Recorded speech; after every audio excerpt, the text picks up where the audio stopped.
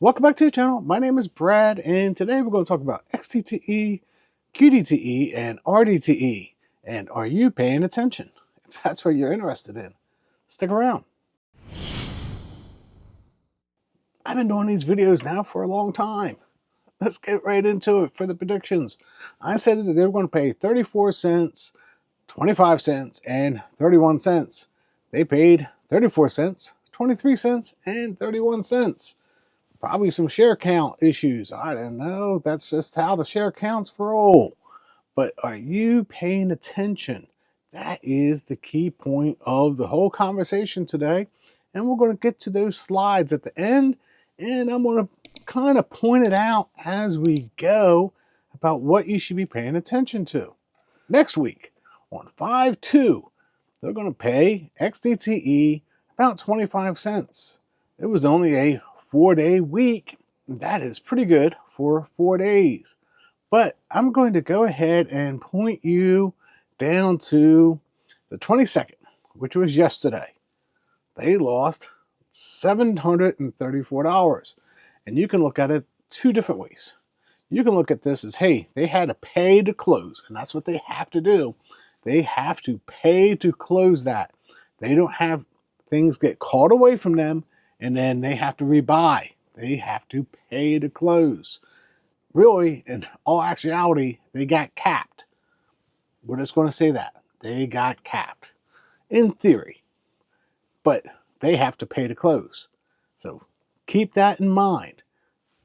They had another one this week that they got capped on for XDTE. If I look at QDTE, hey, they're going to pay you 21 cents. If I look at RDTE, they're going to pay you right around that 24, 25 cents. And they got capped on the call yesterday. Just throw it out. So when it comes down to it, you're going to get paid on XDTE about 25 cents, 21 cents, almost 22 cents for QDTE. And on RDTE, you're going to get paid about 25 cents. Well, let's quickly jump right back. We're going to jump right back to XDTE, and this is where you should be paying attention. Notice the share quantities, the strikes that they're writing. It went from 645 to 657. So you can see that it jumped. What's that? 12. It jumped 12. Keep that in mind. That's important. It jumped 12. Let's go ahead and look at some distribution charts. XDTE, this is one of their higher distributions that they've had. On QDTE, well, not the highest distributions, but hey, it's a distribution. Are you paying attention? Have you been paying attention? I don't think. I'm going to call you out. You're not paying attention. No, you're not. You're just not paying attention. Why do you say that, Brad? Because I'm talking to myself in third party. And I can because I run the channel. It's my video. Really. I don't know why I talk to myself in third party, but I like it. Anyway, it has something to do with psychology, I think. But anyway, we're going to get into this, and I'm going to have a cup of coffee. So, you're not paying attention. Let's look at the strikes. Wow, look at that. There's no strikes written for next year for deep in the money on XDTE. They're piling all this into December. That is very interesting. Why is that interesting? Leave the comment down below why that is interesting that they're doing that. Because I'm going to go ahead and tell you why. They're doing that because of mark to market. That's correct. If they're buying today at the low price and at the end of the year we get back up, they have to pay you those capital gains because mark to market. That's why they're going to pile them all in December. That way when they roll them in December, because they can roll them without occurring any fees or losses. We won't say the name because I saw a little meme the other day and the guy got shot for even saying the word.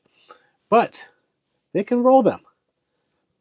But if they're rating to December and they pile everything into December, then when they roll them, they don't have to pay you mark to market come January or end of December.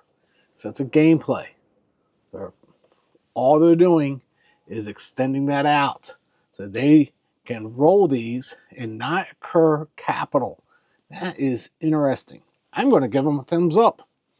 I'm going to say that's pretty interesting because we saw that they had 12 new contracts, but they're not rating them a year out. They're only rating them in December. So I'm going to give them a thumbs up on that one. You thought I was going to say something bad about Round Hill. I know you did. I know you did. Just going to call you out for even thinking it. All I'm doing is pointing out. And I've pointed that out about a month or two ago. So it's not the first time I pointed it out that they're not rating the calls on the longer dated calls. I call them poor man cover calls, deep in the money, whatever you want to call them. They're not rating them a year out. They're rating them in December on XDTE. Now, let's talk about some of the little issues. So we're going to look at price. We're going to look at price of XDTE and QDTE. And you can see price is significantly down. Now, I've called for reverse splits, and I've told you reverse splits aren't that bad when it's a professional firm. And I'm going to go ahead and give Round Hill a thumbs up on being a professional firm. May not be exactly for me, but maybe it's for you. But you can see where they are in price. And I had somebody say this to me the other day about T-Spy. And I went, I wonder how XDTE is doing on that. When I look at this next chart, I see that XDTE is down 20% on a year-to-date chart. And SPY is only down 10% on a year-to-date chart. Why is this important? Well, you need, this is just throwing it out for conversation, you need XDTE not to go through any of their strikes from now until SPY goes up 20% from today's price. SPY has to go up 20% from today's price, and XDTE has to have 0 strikes go through. Can't go through any strikes until SPY goes up 20%. Now, if you don't know, I used to play the ponies. I liked playing the ponies. My bet playing the ponies is XDTE will go through the strike before SPY goes up 20%. So can it recover? I'm going to say no. It's not going to be able to recover. Now, we can get back into this whole conversation. When you look at a total returns chart, this is doing just fine. It really is. Actually, somebody pointed this out the other day. You would have been better off buying a TIPS than owning XDTE over the last year. Did you know that? You could have bought treasuries and done better on a total return than buying XDTE for the last year. Just to throw it out conversation. Not what I would do, but they were picking on AIPI, and I'm like, well, you can almost look at any chart and say that about all these guys. So the conversation is, don't stress. Total returns, this is going to do just fine over time, as long as, and this is what it gets into, as long as you're not taking 100% of the distribution. If you're taking 100% of the distribution, paying for leverage or whatever you're doing, stop. You're going to fail. That is a fail method every day of the week. You can disagree with me all you want. You can leave a nasty comment down below that I don't know what I'm talking about. But I think I do.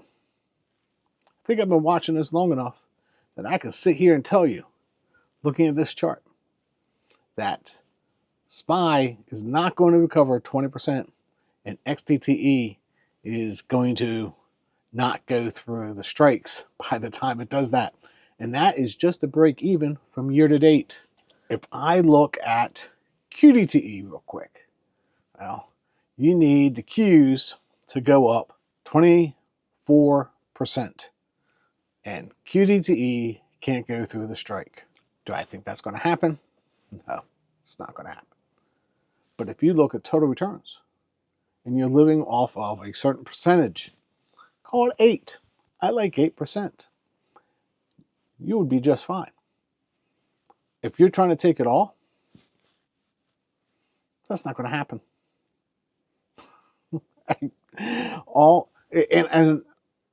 And I say this because I've been told more than once, you're wrong, Brad. I got videos of people telling me, you're wrong, Brad. Lots of videos. That's all I can say. I didn't think I'm wrong. I know I'm not wrong. I'm looking at this chart going, did you guys not pay attention? And I've been saying this since November. Now, if you're taking your 8%, you're doing just fine. I think I even showed a chart that it was like 12, 13%. You're doing just fine. Can you take it all? No. And it's the same thing for T-SPY. 8%. They're paying 14. I take my 8. I reinvest the rest. I'm averaging down. And that's where the comment got to me and it kind of bothered me. Going, if you're expecting price to go back to where it was, then you're living on all the distributions. Shame on you. Shame on you. You can't live on all the distributions. And that's the same for AIPI. That's the same for FEPI. That's the same for all of them. Take your percentage that you need. 6, 7, 8, maybe 10. Maybe. And reinvest the rest. Average down. GIAX. Averaging down. It's paying me 24%. I looked at FEPI, AIPI. I had lots of money to reinvest this month on those distributions. Looked at SPY, still well above 8% for my reinvestment. So I put money, took my 8% out, and I'm reinvesting the rest, averaging down over time. Doesn't seem to be a very difficult strategy. So until next time, God bless.